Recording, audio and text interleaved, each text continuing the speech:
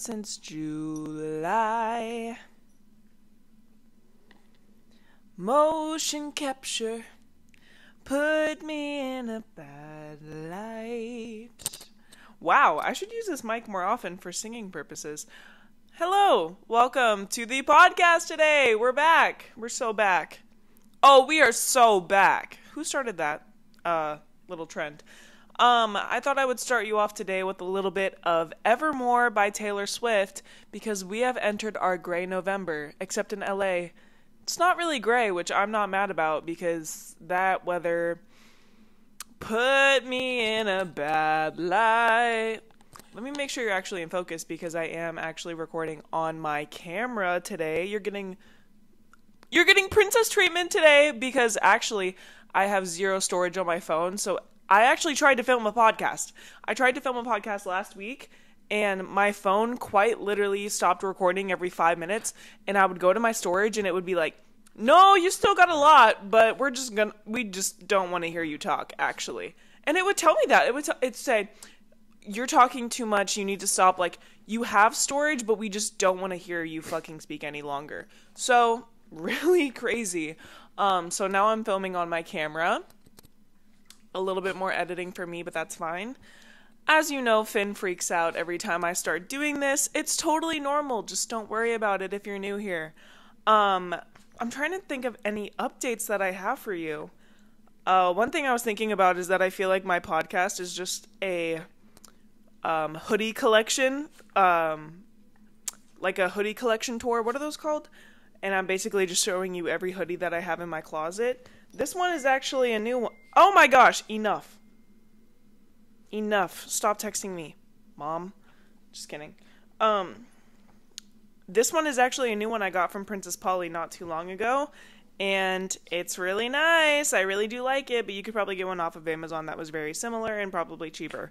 So I just felt the need to buy it off of impulse very last minute. But that's okay. That's okay. Okay. Wow, let me try to get my brain straight. This is actually going to be very scrambled, and my brain is very scrambled. I say this every day. Ah! Darn it! I say this every single day. I'm like, oh, I'm just all over the place. And I used to have this one coworker that was like, oh, I just can't go on register today. I'm like having a bad day. And I was like, okay, one of these days you have to really lock in because I'm not going on register every single day, okay? Absolutely not. And it was like every day they were like, oh, I'm just like really going through something. Can you get on register? And I was like, damn it. Sure. So anyways, I am feeling very weird though. This morning I woke up at 5:30 a.m. These braids are from 5:30 a.m. So I don't know what they look like right now. Probably not good because they're from 5:30 a.m. So I woke up at 5:30. I don't know why. Honestly, I've realized that there's like an aesthetic to waking up at 5:30 a.m. and like 6 a.m. and it's like getting started before everyone else and like getting my shit done before everyone else is awake. Wow, I'm so empowered. I'm so better than everyone else. Genuinely, for me, it's like nothing's gonna happen past 3 p.m. So I have to wake up at 5 to at least have like, how many hours is that? Like 9 hours of productivity. So then the rest of the day I can do nothing. Because I know myself well enough to know that like I operate best when I go to bed at 9 p.m. and wake up at like 6. And I wish I wasn't like this. You know, this is not something I wish to have as a character trait. But I operate the best whenever I go to bed really, really early, like a grandma, and I wake up really, really early. And like the morning is my time to be productive. So if I don't do something like as soon as possible, like ASAP, no Rocky, in the morning, it's not getting done. It's not getting done at all. I can name you like 6 things that I needed. Sorry, I had to burp. I can name you like 6 things I had to do today, and it didn't get done within the first 5 hours of me being awake, so it did not happen at all. But today, I really was like locking into the grind. I don't know what happened to me. I am so motivated to get back on like YouTube, podcast, social media. I have been posting way too much on TikTok. I'm not going to tell you what it is, so you can probably just go find it, but I'm not going to air that out. It's so scary there. Literally my friend commented today and was like, wow, your digital footprint is so insane. Thank you so much. And I just feel like oddly motivated to get back into my routine of things because I remember when I was a freshman in college, I was like so motivated to post on YouTube, and it was like I was going back through my Instagram highlights and I would be like, sorry, no video today. And then it was like, happy Thursday, there's a new video. And then I would do like the little promo videos and stuff. And I was acting as if I was already an influencer, you know? And I was acting as if I was. And I think that's what I really need to channel again. And I really miss that energy that I had. Except it's really weird whenever you're talking to like your 10 best friends and you're like, hey guys, no new video today. And then it's like your family and your friends that, like, there's probably 10 of them total, and they're like, it's okay, Chloe, you literally called us 5 minutes ago. Like, we don't need a YouTube video from you, thank you. But, anyways, I am just very motivated to create again, and I don't know. I've been really grinding today and, like, this week and stuff, and, you know, I'm feeling good. Like I should. My gym played that song the other day and I haven't stopped thinking about it since. Anyways. So, should we get on to what I want to actually talk about today? Maybe I should. I wanted to talk about my time here in LA. If you didn't know, I moved to LA recently-ish. And I've had a time. Ooh, I've had a time. 2024? Wow. Awful. Terrible. Horrible. I hated it. And it's still going on. But anyways, it's coming to the point where I'm slowly approaching a year almost in LA. Like in 2 months it'll be a year. And if you don't know, an apartment's lease is usually 12 or 13 months depending on what you sign. But I signed a 13-month lease, so therefore, my lease will be up in about 3 months, and that has led to me thinking about where I want to go next, okay? So I could either stay here, and then, or I could move back home to Texas. I'll tell you right now that's not happening.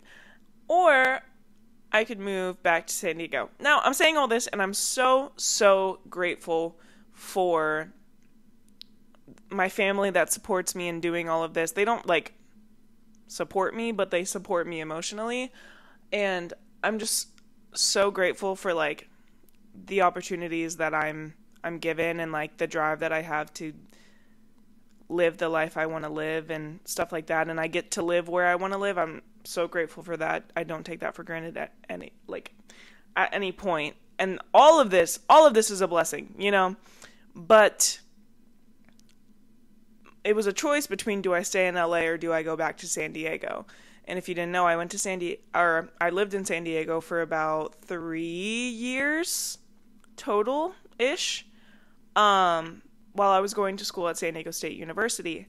Now, I'm going to give you my full, just like, story of, I'm not going to get too much into like the moving out of my hometown of it all, because I feel like that's kind of more for like a college related video, but I'm just gonna share a little about my time here in LA, because I feel like from an outside perspective, whoa, I feel like I just stuttered over that entire word. From an outside perspective, there we go, you would probably think I'm living the best life ever and I'm having so much fun and it's amazing, and partially it is. Like, everything about my life is so incredibly blessed and amazing, and like there are really no flaws, but personally, on like a mental level, I have not been doing great. And first of all, before I talk about this, I'm just gonna say I talk about my feelings very, very candidly. I talk about how I feel so openly, and I'm not gonna say any of this for you to be like, oh, I'm so sorry. No, it's simply to be like, hey, even like me, somebody who's not huge on the internet, I don't have like a huge following or anything, but I make my life seem pretty damn good, which for the most part, it is. It's fine. Like, there's nothing really bad going on, but mentally on the inside, I am very, very unfulfilled, and there's a lot that like people do not see, because why would I post that on like my internet that I post on. Does that make sense? But like, if you know me personally, you know that like I've gone through so much, and this entire year has been so incredibly hard and challenging. But I feel like maybe if you don't know me super well, then you wouldn't have really noticed that. Even if you do know me super well, whoa, I'm stuttering over every word. I just get too excited to talk. Even if you do know me super well, you might also not have known that this is what's been going on for me mentally. Because, I think 2024 is when I've actually hit my lowest point. So let's just start from the very beginning. I was living in San Diego for 3 years while I went to school there. And it was actually before I even committed to SDSU. I was visiting San Diego, like visiting the school, and I was staying with my parents at this like hotel, and I was like, oh, I'm gonna go walk to get coffee. First of all, why was I was literally a child, and I was like, oh, I'm gonna go walk to get coffee in this city that I don't live in, blah blah blah blah blah. But we were on like the beach front, so it really like was a public space. But this is actually like kind of crazy that I did this. But I was like, oh, I'm gonna go walk to get coffee by myself. And I went and I just walked to this little coffee shop, and I was walking by the water, and like this was the first vacation where I was like, usually on vacations you're like, okay, I want to get home, I want to go to my bed, I can't wait to be home and like sleep in my own bed and just like do all the things that I normally do.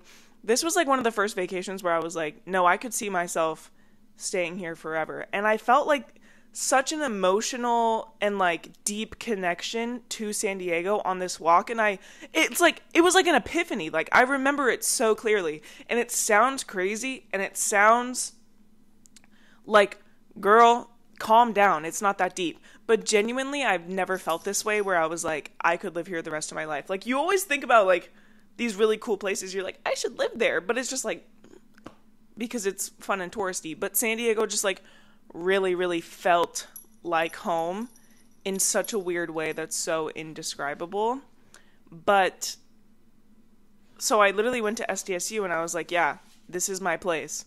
This city, San Diego, like that is the place for me. Oh my God. Sorry. My niece Penelope got Finn this new toy that's like Ruffly, and he just decided to start playing with it. And it's so loud. I did end up moving to San Diego for college, and I did experience many ups and downs of college, as you normally do. Like, you go through all these mental changes and, like, life changes and stuff like that, and I experienced that very heavily. But in the, like, one of the root things that kept me so grounded is, like, you are exactly where you want to be and where you need to be, but more importantly, where you want to be. And, like, there was always this peace I found in San Diego where it's, like, you're living in, like, the place you dreamed of living. And it's just, like, one of the most fulfilling things to be in the place that you've always wanted to be. And there's just so many little pockets of San Diego that I love so much. And I can go on and on about this forever, but it's really for a different video. Like, not today, girl. Thanks. So, it was January, and I was moving out of San Diego, and I was so incredibly depressed. I was so sad moving out of San Diego. I was also talking to this guy for like a month, and I thought it was going to be a relationship, and then this is a crazy story. Okay, so basically I was literally about to move, and then I got COVID. I literally had to miss my original move-in day because I got COVID, and I felt like shit. And then I get a text from this guy that I've been talking to, and he's like, yeah, I just don't think it's going to work out with the long distance and everything. And I was like, right, okay. And so kind of got like my first heartbreak because I was like, it was one of those where you were like anticipating it to lead to something, and then it led to nothing, and then you were like, what if, you know? So I had COVID, I was heartbroken, and then I was also moving to LA, which I had lived in LA for a summer, and I hated it. And I thought I hated it because of kind of like my living situation, and it was COVID, and like we were just locked inside together all the time, and it was just kind of a crazy situation, and we never went anywhere because it was COVID. So I thought that's why I maybe didn't like it. So I was giving it a second chance, because if you don't know, whenever I was a kid, it was always LA. Like, I always wanted to be in LA, kind of following in my brother's footsteps, because my brother lives in LA. And I was like, yeah, that's where I want to be. And then once I lived in LA for a summer and then I went back to San Diego, I had a new appreciation for San Diego. Like, there's just such a home aspect to San Diego that kind of reminds me of Texas, but doesn't have all the things about Texas that I do not miss, okay? So got heartbroken, got COVID, had to like delay my entire move-in date, had to change my entire lease, had to deal with all these changes and stuff. And then I was moving to a city that I didn't even really want to move to. And I left all my friends. I knew nobody out here. And I moved into a studio apartment by myself. Okay? That is crazy. You cannot tell me that's not crazy and that doesn't take the most extreme mental toll on somebody. Moving in itself is just like the craziest mental battle that you could face. But like moving cities, moving away from everyone you know, moving during like a heartbreak, getting over COVID. Like, it was the craziest scenario ever. And I was so incredibly anxious and sad. I remember that I physically could not eat. I do not have a problem eating at all. I'll eat literally every ounce of something you give me. But it's only whenever my anxiety and depression gets so bad that I cannot eat. And my stomach is just full. Right now my stomach's full of hell. It's not the same anymore by Beck Orange County. But literally I could not eat. I was living by myself. I had COVID. And I was like, I looked so malnourished at this time. And I remember, this is no hate or shame to my hairdresser, but I remember my hairdresser was like, wow, you look so skinny. Like, you look so slim. And I literally left that appointment and I like started sobbing, and I was like, yeah, it's because I haven't eaten in like a week, because I'm experiencing like the worst mental battle that I've ever had to face, which, guess what? It gets worse. It gets worse. So yeah, that's kind of how I felt before I moved here. And then my mom actually came out here to help me move. And the day that I moved, we went to this like kind of Tex-Mex restaurant in LA, and we got these margaritas. And this moment is so funny to me because like that was the minute like majority of my anxiety left, which is so crazy. And we were just sitting there with chips and queso and margaritas, like the best situation ever. And I was like, okay, maybe it's not going to be so bad. Okay, like maybe I can live here, you know? And I don't know what that was about that, but I just like had this epiphany. I was like, okay, yeah. And I remember it so clearly, like a weight being lifted off my shoulders. I was like, okay, that wasn't that bad. Like, I'm here. Nothing's changed that much, right? Wrong. So I live alone in a studio apartment in a brand new big city. I am very, very close to my brother and sister-in-law and niece and everything. So whenever I first moved here, I was unemployed and I was seeing them a lot. I was over there almost like every single day at the beginning because my brother was also a stay-at-home dad. So we had a lot of fun, actually. And I think this was like the best way to transition into LA, was being unemployed. And I know that's a privilege, but I literally used all of my grad money and savings to support myself for like 2 months out here. So yeah, crazy vibes. So I was living alone with Max, and we were just having a good time, like going to all these places that maybe I missed or I haven't been before.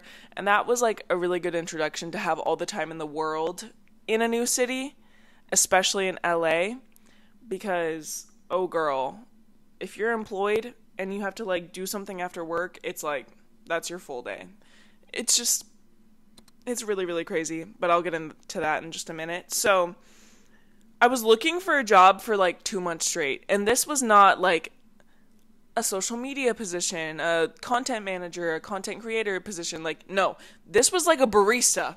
I was literally just looking to be a barista. I applied at like 50 places to literally just make coffee, and not a single place got back to me. And I was like, what the heck is going on? Like, I was going into places and like trying to apply and stuff, and like that wasn't working either. And I was like, what is going on? Like, I'm just trying to get a barista position, and the same thing happened to one of my friends. It's like so cutthroat for no reason. Like, a barista? Come on. So there were literally 2 months of me kind of being unemployed, which was fun, but my bank account cries about it now. So I finally get a job. My brother gets a job because he got like a weekend job, and then he was a stay-at-home dad during the week. And then that job, multiple people got fired.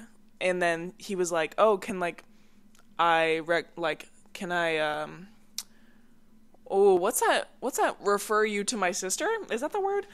So basically, I applied, and they were like, yeah, come in for a working interview. And then me and my brother started working together at this other place, and I partially really, really enjoyed it, and I partially really, really hated it, because one of the perks of being a barista is like working unconventional hours, and that's something I really love about it, is like working. I used to work like 5 a.m. to noon, or I worked like 6 to 1, or I worked like 8 to 4, kind of something along those lines. And at this place, I was quite literally like working 9 to 5, and I was like, okay, this is not why I signed up to be a barista. I don't want to be working a 9 to 5. And also, this job was in West Hollywood, so if I started at 9, I had to leave at 8. And if I got off at 5, I would get home at like 6 or 6:30. It would take so long to just get there and back. So that's my entire day. That's all I was doing. I had no motivation to go to the gym. I had no motivation to like pour into anything for myself. I was literally just going to this job, working for them, and coming home. And mind you, every day at this job was so hard because all the customers were mean. It was just like all the LA stereotypes that you would think. Every customer was mean. My coworkers were really just not the best. I mean, like, the good ones know who they are, but there were ones that were just really not good. And there was drama, and there was like tea, and it was just very childish and like drama filled, and I don't even know how to really explain it, but it was just such a negative environment, and I would literally get like an overwhelming amount of anxiety trying to go into work. I had to call out multiple times because I had panic attacks on the way to work. This is not something I exaggerate about. I do not like when people say, I had anxiety and they were a little bit nervous. I don't like when people say they were depressed and they were just sad for a day. No. It's like, I do not play around whenever it comes to this. I didn't even title myself with those words until I was diagnosed by a therapist. And working at this job, it would be like a day where my brother was working and I knew it was going to be like a totally fine day. And I would have a panic attack in the car. I had to pull over on the side of the street and I almost threw up. Like, the craziest things were happening to me just because this job had such a negative effect on my body. And they really kind of took advantage of me at one point because a full-time person quit, and then they moved me into a very full-time position after one of their other full-timers got fired, but they didn't even like really warn me about these hours. I was working like a dog day and night. What's that one video? Okay, now this is the part where it gets really juicy, because around the time that I started this job, I actually started talking to this guy. And this guy lived about an hour away. Like, at a good time, it was like 30 minutes. 30 minutes? But at basically any other time living in LA, it was like an hour. So I started talking to this guy, and it was really like the same situation where I was like, wow, I'm going to be in a relationship. This is so awesome. I'm going to be in a relationship. And there was just something about like having him to where I was like, I'm good. Like, I don't need to go out and make friends. Also, a lot of my coworkers at this job were significantly older than me, and it was just like kind of weird if we hung out, but not really that weird, but like still kind of weird. And I don't really know, like, no one really seemed like somebody I would really, really hang out with outside of work. No offense to anyone that's watching, but I'm just very, very independent, and I'm really good at being by myself. So, like, giving up my me time and my personal time. Also, like, hanging out with people in LA is, like, not easy. I have a friend that lives in West Hollywood, and I rarely see her just because I do not want to make the drive most of the time. And I'm so sorry if you're watching this, but I'm just so lazy when it comes to that, which is another reason why I don't love LA that much, because it's like, it's a lot easier to see my friends and stuff in San Diego and just like make plans on a whim and stuff like that. So anyways, I just kind of felt like set with having this one person as kind of like my best friend and also someone I flirted with on the side. Hey! But you know, I kind of just got a little too comfortable as him being like my only other person, which is something you shouldn't do to people. You should not do that to people, by the way. But I'm really bad about that because I have an issue where it's like, I don't think I've ever really been anyone's best friend, like best number one best friend. So whenever I start talking to somebody, I'm like, oh, we must be best friends, right? Like, we're best friends. Like, you're my best friend.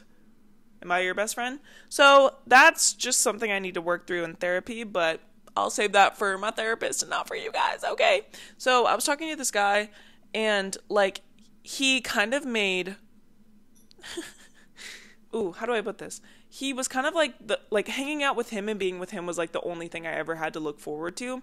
So like every day that wasn't happening, I was just waiting for it to happen again, if that makes sense, which is so incredibly, like, that's so bad. Like, be your own person. But like, genuinely at this point in my life, I didn't have anything else that I was like really interested in, and I'm really sorry to him for like really putting him in that position. That was a really bad time to meet me, genuinely. But I basically kind of put all of my eggs in one basket in my entire life, like all my eggs in the sense of like everything that I was kind of like just with him. I don't really know how else to explain it. I'm getting really real and vulnerable right now, but it's totally chill. This is totally normal. This is normal stuff. We can talk about it. So, yeah, that kind of just got complicated. It went on for like 3 or 4 months, and then officially, like, we had to end it just because we weren't really at the same point in our lives.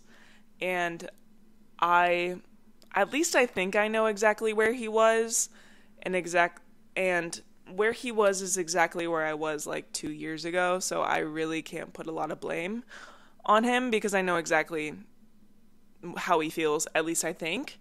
But then again, that led to another really, really big like heartbreak moment, and this was like whenever I really didn't have anything else like in my life. Like, whenever I said I put all my baskets in one thing, like, it was him, kind of, and then he left, and I was like, what the hell am I supposed to do? And it's like, I'm not being fulfilled work-wise, I'm not being fulfilled romantically, I'm not being fulfilled friendship-wise, I'm not being fulfilled in my personal physical life, or like in myself, you know what I mean? So it's just like every area of my life was just like so unsatisfied and unfulfilled, and this was like probably one of the darkest times I've ever experienced.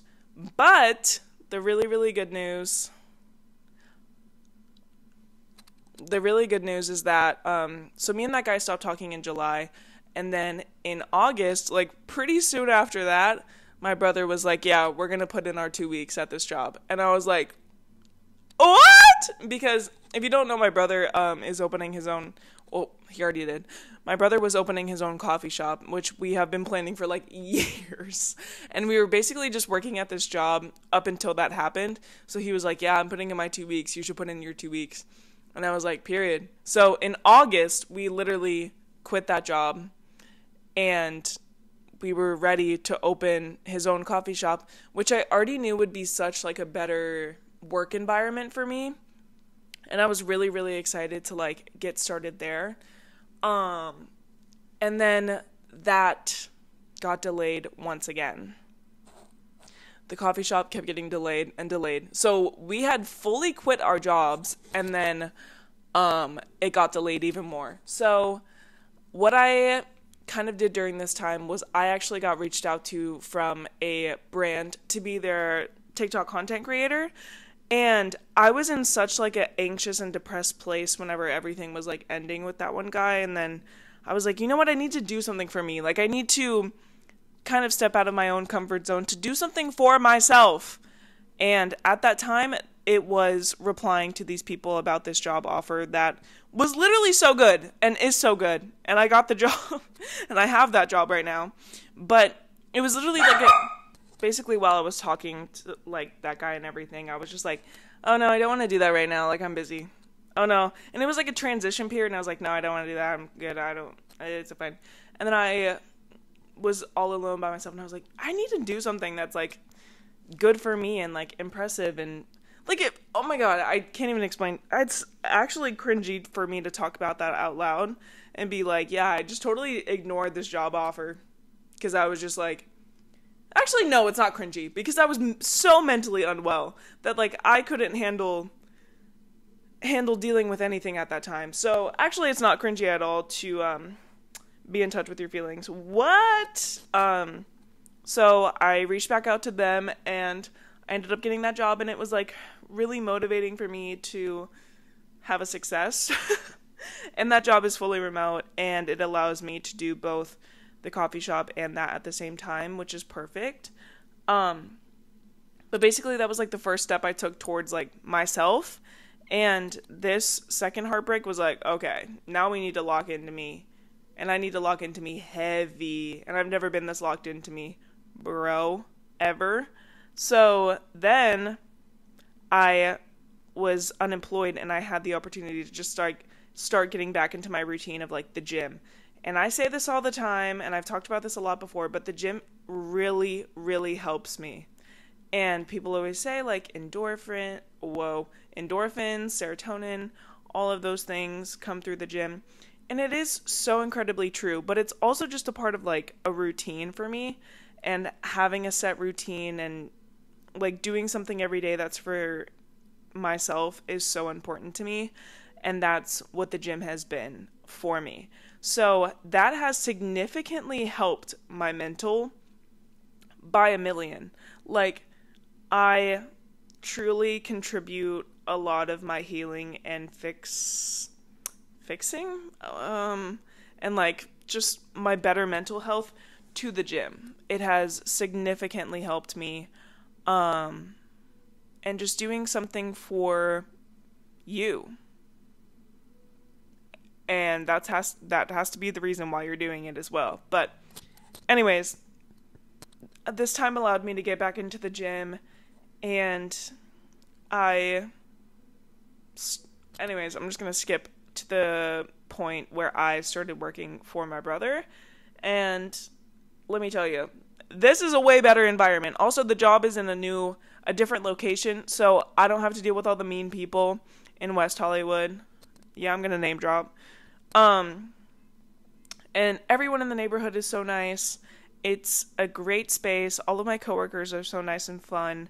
Also at my last job, they were like, you're too loud, you're too much, you're not. So I don't know if you guys know me. They literally like, I would stand in the corner and not say anything for like an entire shift. I would just stand in the corner and like be silent.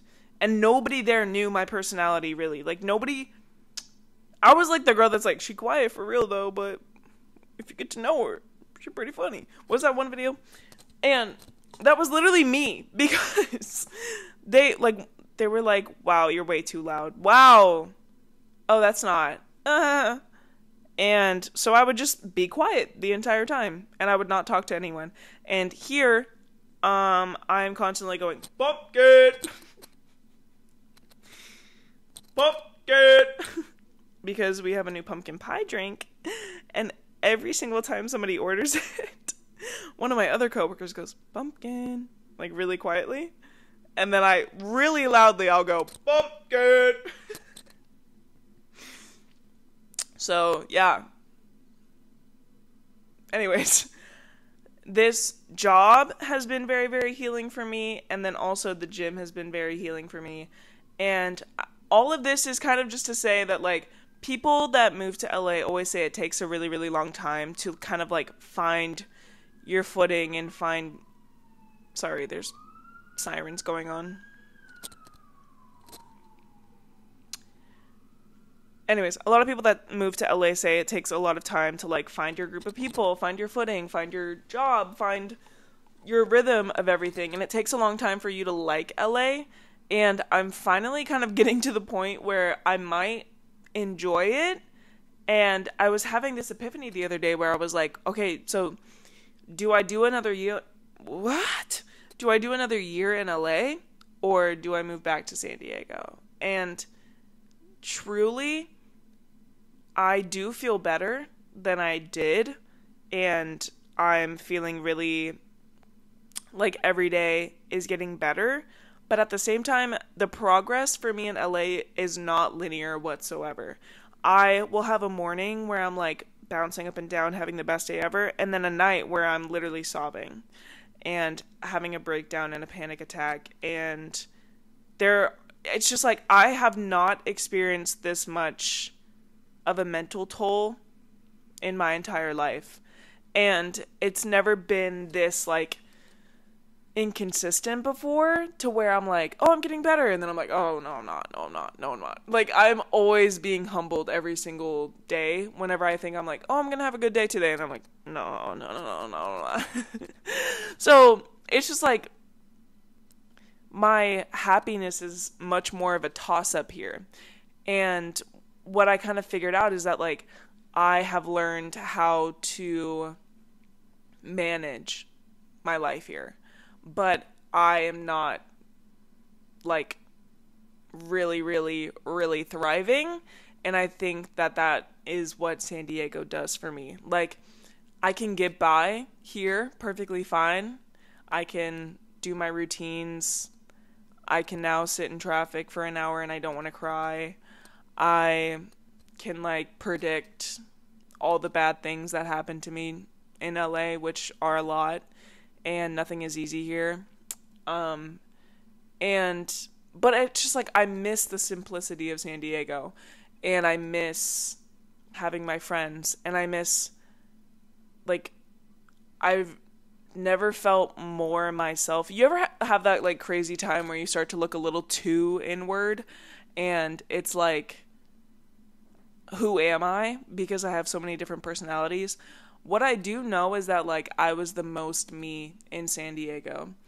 And most of my time here is still spent by myself because I don't have too many friends, or I just don't, like, have anything here that I want to do with friends, and it just seems so much harder to, like, make plans and last minute things and stuff like that. So I have gotten to the point where, like, I'm getting better, but still, like, I am constantly facing these anxieties, these depressions, like, and every single day for me has been a toss-up.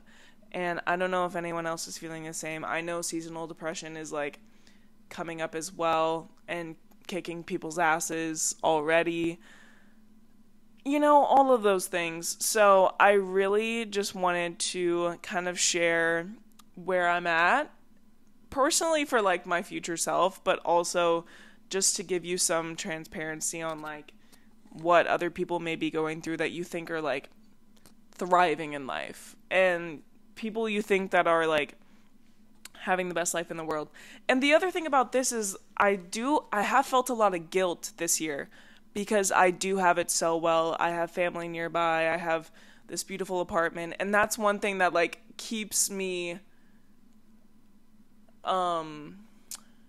it keeps me grateful, but at the same time, I feel a lot of guilt a lot of the time when I do feel sad and when I do feel anxious and, like, all of these other things. So maybe that's another thing that you could be feeling as well, is a lot of guilt, because there's so many people's lives that are harder than mine, and in the grand scheme of things, like, a lot of these things aren't terrible or like life-threatening or anything, and like it's just kind of a thing that a lot of people go through. But I just want to say that I am very grateful for a lot of the things in my life. Like, majority of everything is really, really good, and I do have it really well, and I don't want to diminish that at all. But like, you can really never be too sure of where somebody's at. I'm good right now. Like, promise I'm saying this all because I'm good. But just check in with your friends a little bit more than like you probably think. And also, just if you're experiencing these things, you're not alone. I didn't expect for this to get like as emotional or like dark or sentimental and stuff. But genuinely, I think like these types of conversations are very important for the internet and for friendships and stuff like that, and for yourself. Oh my gosh. That's something my niece says, and I quote. Like, there's a part of my brain that's like brain rot memes, and then there's a part of my brain that's like Penelope, my niece, the way that she talks. And I quote her all the time, and I'm like, you guys don't know what I'm talking about? You guys don't know that one? From that hit single, Penelope? So yeah, I just think, like, being able to talk about these things is a superpower, not a weakness, and you should feel open to talk to those around you about the same situations. And if you ever want to talk to me, I'm always open, and I've experienced so much life at the ripe age of 22. So if you ever want to talk to me, I'm always here. And if you made it to this point, I really do truly love you. And I will talk to you guys soon. Hopefully I'll do like a fun episode next time, because I don't know why this one felt kind of heavy. And then also, I might be posting on YouTube pretty soon. Like a vlog. What? Vlog? What? Okay. I am gonna go. Love you guys. Thank you for watching and listening. Bye.